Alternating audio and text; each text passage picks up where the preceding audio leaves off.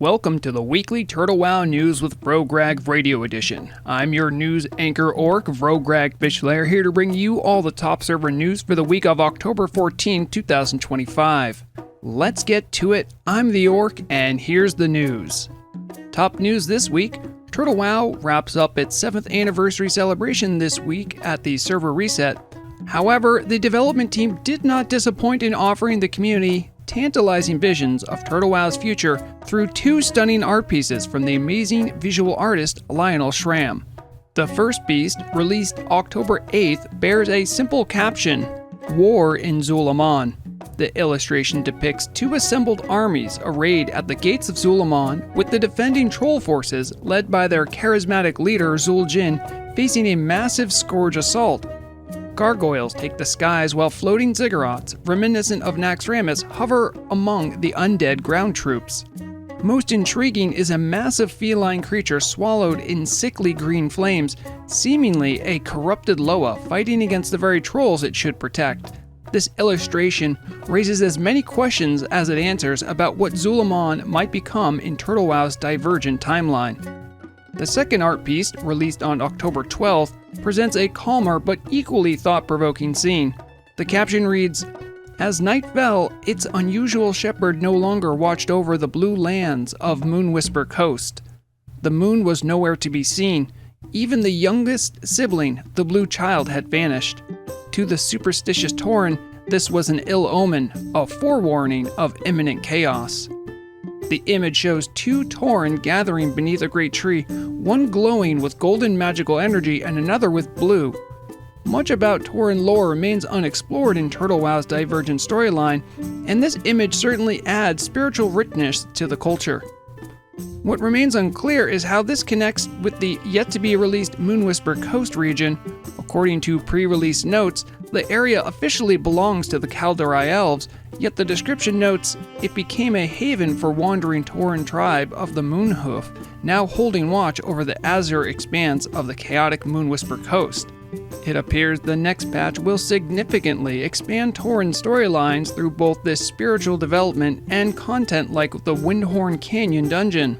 If you'd like to see this artwork yourself, both pieces are posted on the official Turtle Wow Twitter page. In radio news, Everlook Radio premiered 3 new DJs last week during the anniversary celebration.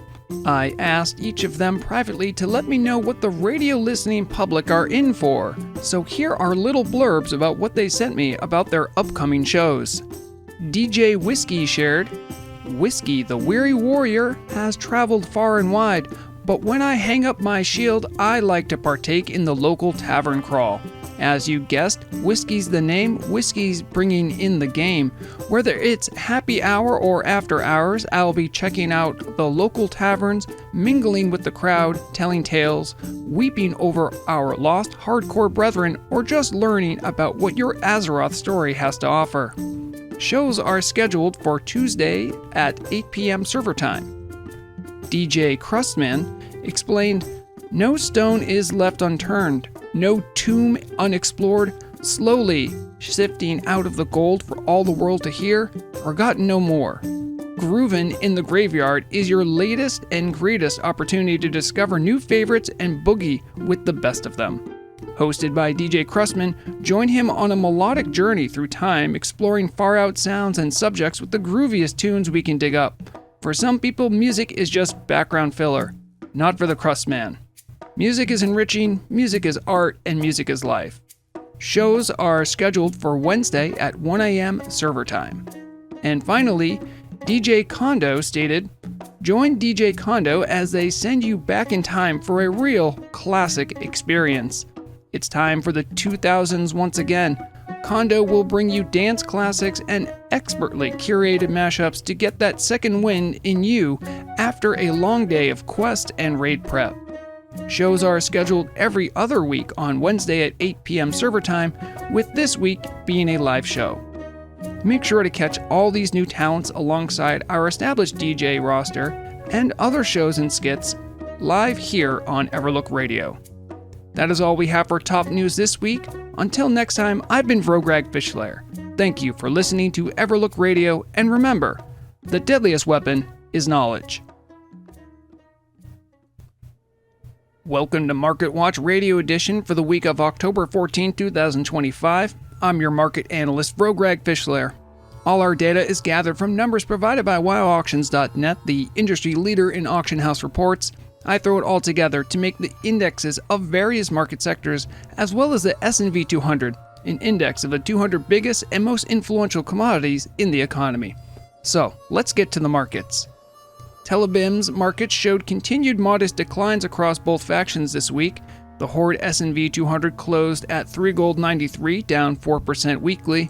Monthly performance reflects an 11% decline from September 13th, despite a strong rally to 5 gold 50 on September 30th, with the market settling into slower but steadier trading patterns. The Alliance side closed 3 gold 93, down 5% weekly, matching Horde valuations for the first time in recent memory. Monthly performance shows a 15% decline, though trading has been relatively stable since September 25th, with fluctuations limited to 5% in either direction. Nordinar posted minimal 3% weekly losses, closing at 7 gold 38 with characteristic stability.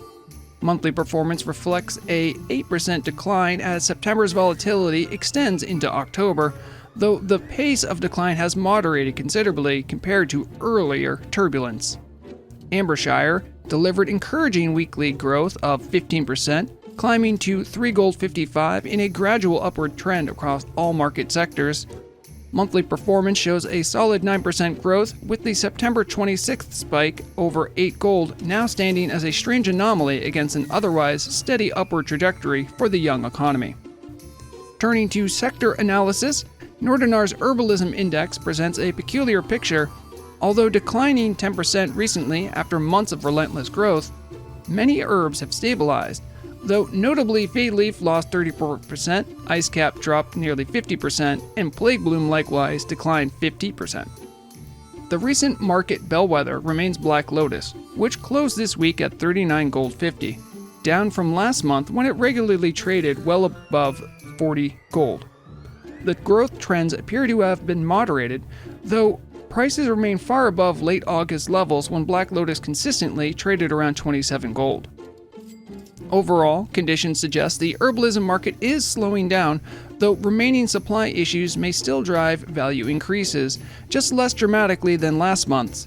If you're participating in Nordinar's herb market, buy frugally and farm when possible to maximize your hard-earned gold. An intriguing pattern emerged while reviewing blasted land buff indexes across all realms.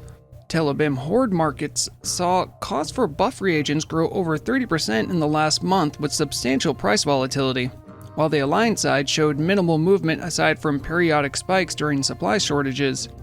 Nordinar's index dropped 10% monthly, yet price volatility could swing up as much as 20% on any given day. Ambershire displayed even more dramatic patterns with potential 100% daily swings in either direction.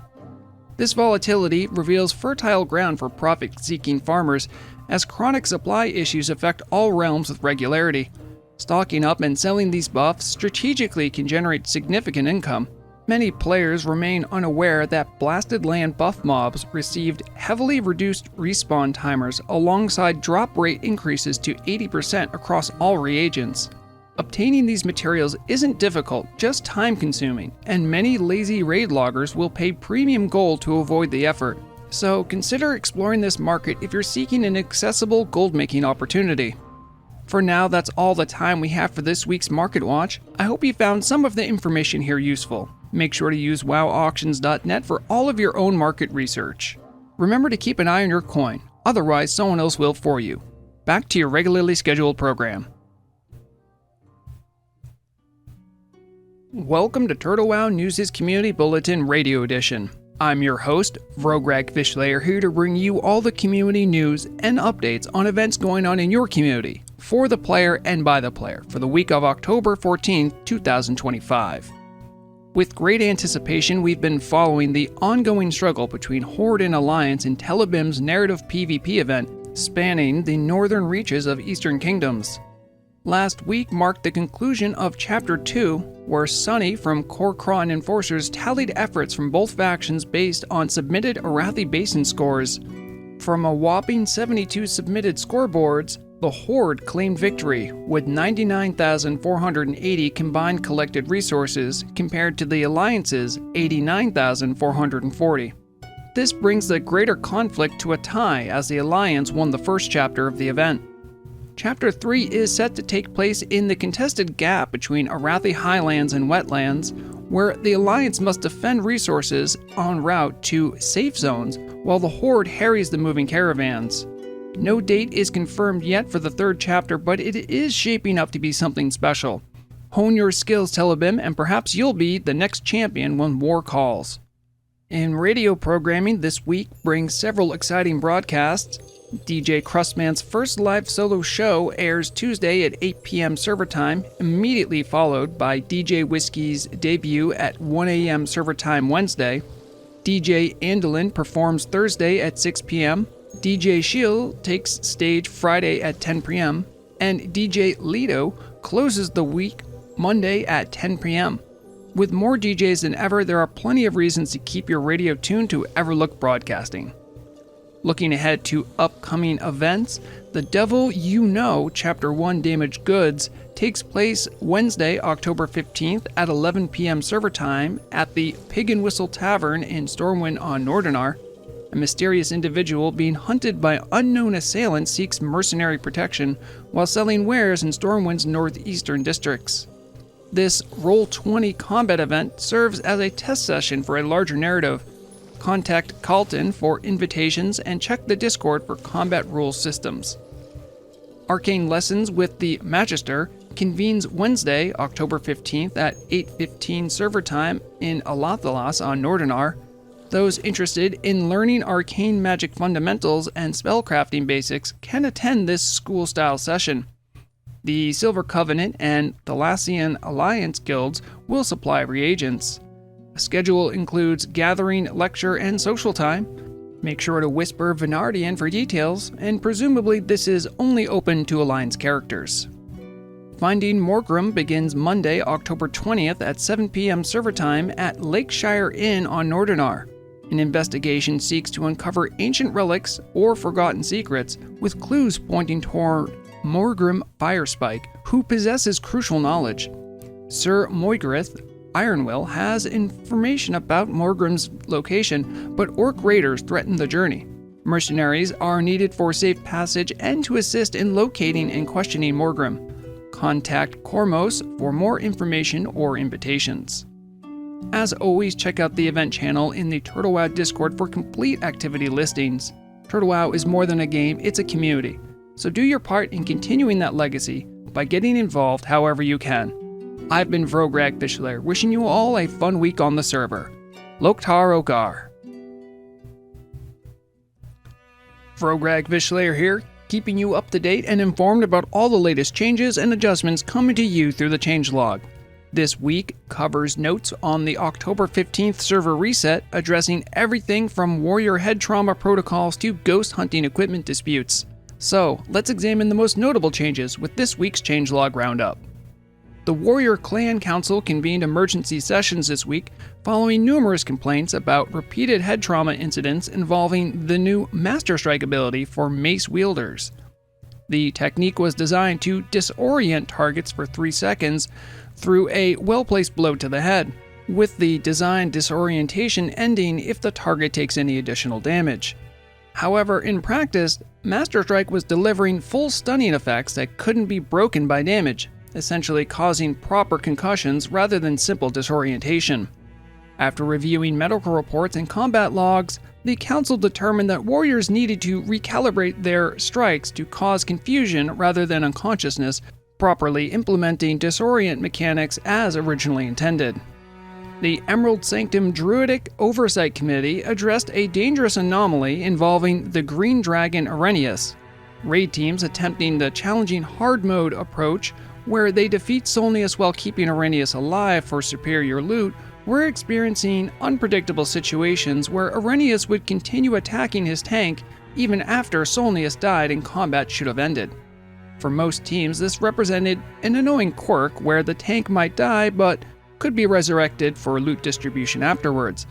However, for Inferno mode players, mortal characters who cannot be resurrected, This glitch made Emerald Sanctum fundamentally unsafe regardless of execution precision. Investigation revealed that Arrhenius, as a green dragon spending considerable time in the Emerald Dream, was having difficulty distinguishing between dream states and waking reality. After attending specialized seminars on reality differentiation, Arrhenius now properly recognizes when to stop fighting after being released from Solnius's magical control. The Earthen Elemental Communication Network issued an apology this week regarding delayed implementation of the Enhancing Totems update for Enhancement Shamans. The revamped system, introduced in 1.18, was meant to provide additional utility, including Stone Skin Totem granting 30% increased shield block value when fully talented. However, the additional mitigation buff failed to activate for shamans utilizing those totems. Network representatives explained that Earth Elementals are notoriously slow to process and implement new directives, and the memo about increased block values apparently took considerably longer than anticipated to reach the appropriate elemental spirits. Enhancing Totems is now functioning as intended. Finally, the Stratholme Ghost Hunting Society filed cease and desist orders regarding unauthorized use of their proprietary Egans blaster design. For years, quest items requiring equipping for completion, like the famous Egans blaster used in Stratholme investigations, were being added to players' transmog collections. This allowed characters of all type to make ranged weapons appear as futuristic laser guns, breaking standard transmog conventions and creating various technical problems. Society representatives emphasized that the blaster was only loaned to adventurers for specific ghost hunting missions, not gifted for permanent cosmetic use. The development team has removed quest items from transmog availability, preventing such wild appearance opportunities that violated equipment design principles. Society spokesperson Cornelia Specterbane stated, "Our cutting-edge ghost detection technology was never meant to become a fashion statement." That completes this week's Changelog Roundup. I've been Vrograg Fishslayer with Everlook Radio, reminding you to all stay informed, because the deadliest weapon is knowledge.